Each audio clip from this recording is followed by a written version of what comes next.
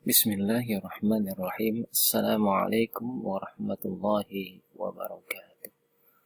Alhamdulillah wassalatu wassalamu ala Rasulillah wa ala alihi wa sahbihi wa mawala.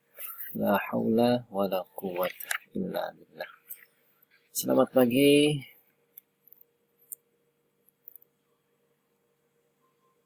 Selamat sejahtera dan salam sehat untuk anak-anakku, siswa-siswi MTS Manaratul Islam, kelas 8 C dan D. Alhamdulillah, pada kesempatan kali ini kita dapat dipertemukan kembali Allah Subhanahu wa Ta'ala dalam rangka melanjutkan materi kita mengenai akidah akhlak, yaitu dengan tema sifat wajib, mustahil, dan jaiz bagi Rasul, Nabi dan Rasul. Ya, jadi sebelumnya kita juga sudah membahas mengenai perbedaan antara Nabi dan Rasul. Jadi diantaranya dikatakan Rasul sudah pasti Nabi, Nabi sudah pasti Rasul. Ya, nah itu. Ya, kemudian persamaannya lagi, Nabi itu adalah dari kaum laki-laki, Rasul pun juga dari kaum laki-laki.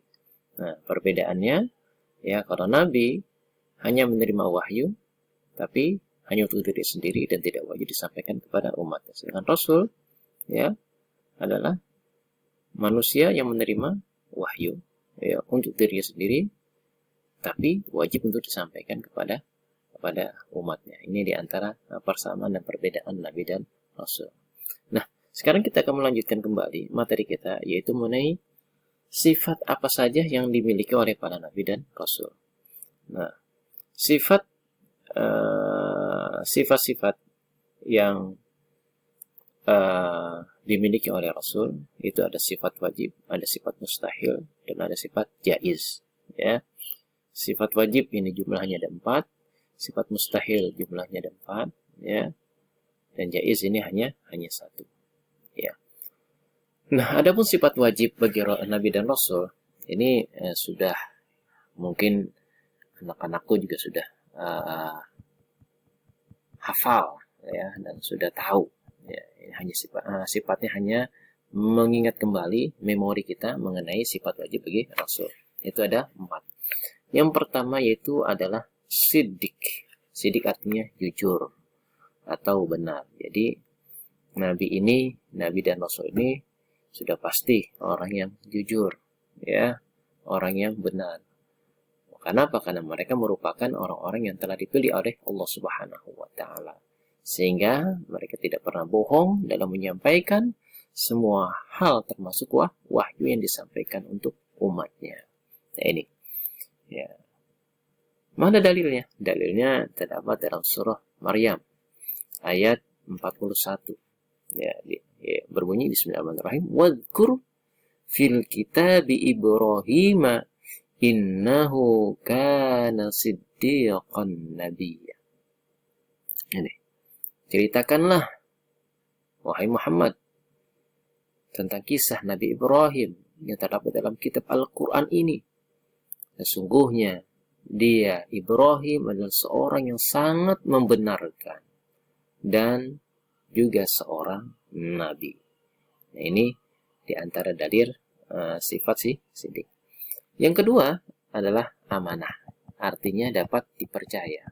Ya, semua nabi dan rasul Allah adalah orang-orang yang patut untuk dicontoh dan dijadikan sebagai suri tauladan dalam menjalani kehidupan. Sebab mereka semua merupakan orang-orang yang bisa dipercaya dalam menjalankan semua perintah Allah dan tidak pernah ingkar ataupun berdusta. Nah, ini dalilnya terdapat dalam surah Al-Ahzab ayat 72. Ya. Bismillahirrahmanirrahim. Inna a'radna al-amanata 'ala as-samawati wal ardi wal jibali fa abaina ay yahmilnaha washfaqna minha wa hamalaha al-insan innahu kana zaluman jahula. Sesungguhnya kami telah mengemukakan amanah kepada langit bumi, ya, dan gunung-gunung, maka semuanya enggan untuk memikul amanah itu. Dan mereka khawatir akan mengkhianatinya. Dan dipikullah amanah itu oleh manusia.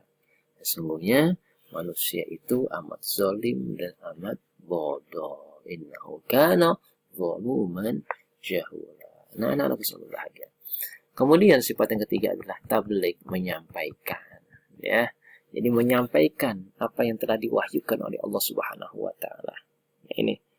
Jadi tidak ada pun satu huruf ataupun yang tidak disampaikan, ya, kepada umatnya. Tidak ada yang ditinggalkan. Ya. Semua yang Allah sampaikan itu harus Allah sampaikan kepada Rasulnya, itu harus sampaikan kepada umatnya. Jadi tidak boleh ada yang tidak disampaikan. Nah, ini dalilnya terdapat dalam surah Al-Maidah ayat ayat 67, yaitu, hai Rasul, sampaikanlah apa yang diturunkan kepadamu dari Tuhanmu, dan jika tidak mau, kerjakan apa yang diperintahkan itu. Berarti kamu tidak menyampaikan amanahnya. Allah memelihara kamu dari gangguan manusia. Sesungguhnya Allah tidak memberi petunjuk kepada orang-orang yang kafir. Nah, ini adalah dalil mengenai tabligh. Kemudian fatonah, artinya cerdas, ya, orang yang cerdas ataupun pintar. Ya, jadi Nabi dan Rasul adalah orang yang cerdas, bukan orang yang bodoh.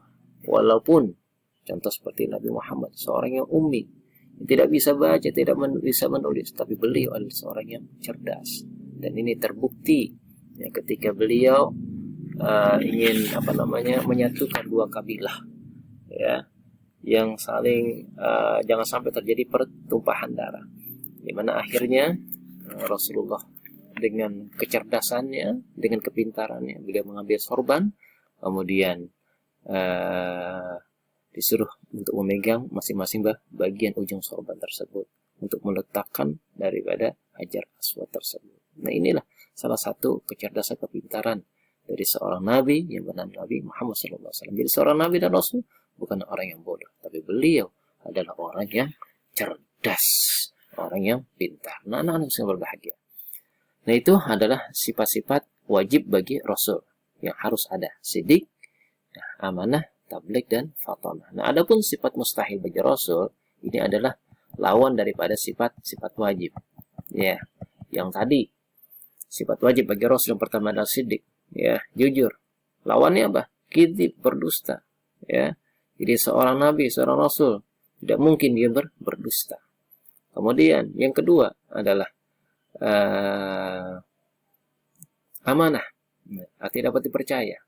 Lawannya adalah khianah, artinya tidak dapat dipercaya. Jadi tidak mungkin seorang nabi, seorang rasul itu berkhianat. Ya ayyuhalladzina amanu la takhunullah war rasul wa takhunu amanatikum wa antum ta'lamun. Nah, ini.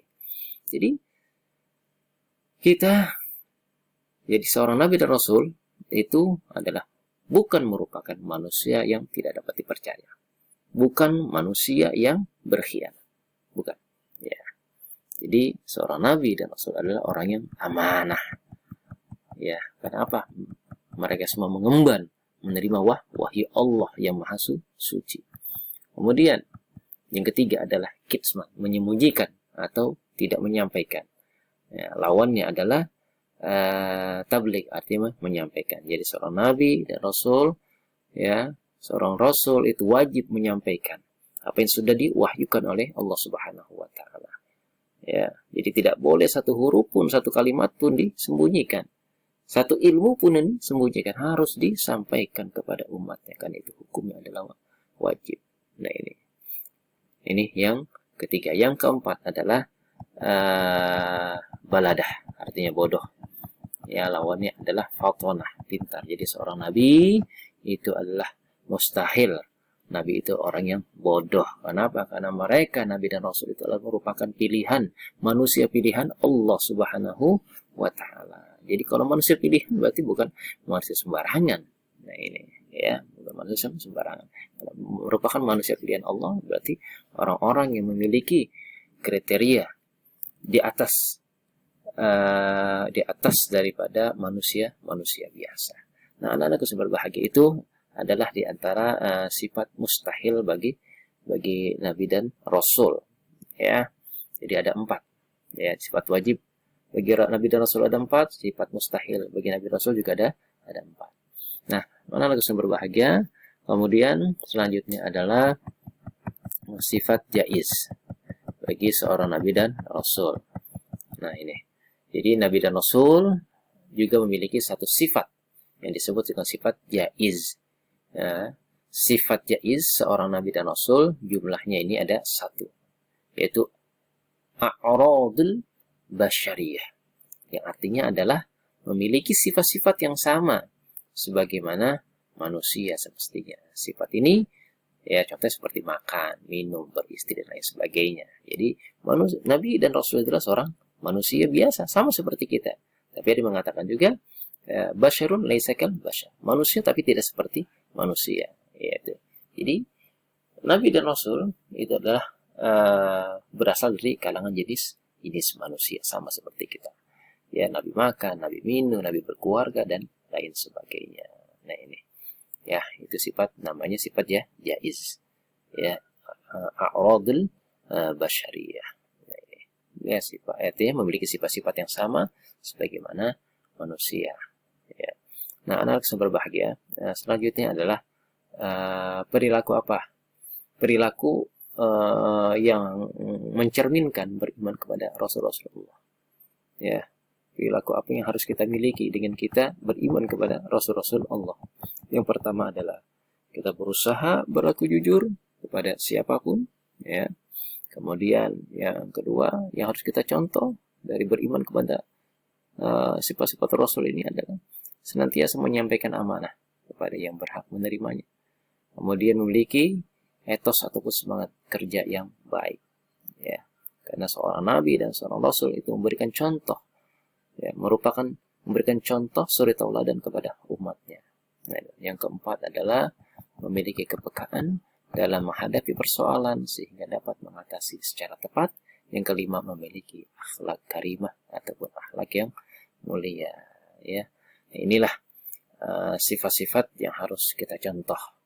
Ya, dengan kita beriman kepada Rasulullah Subhanahu wa taala. Laqad kana lakum fi Rasulillah uswatun hasanah. Ya, uswatun hasanah.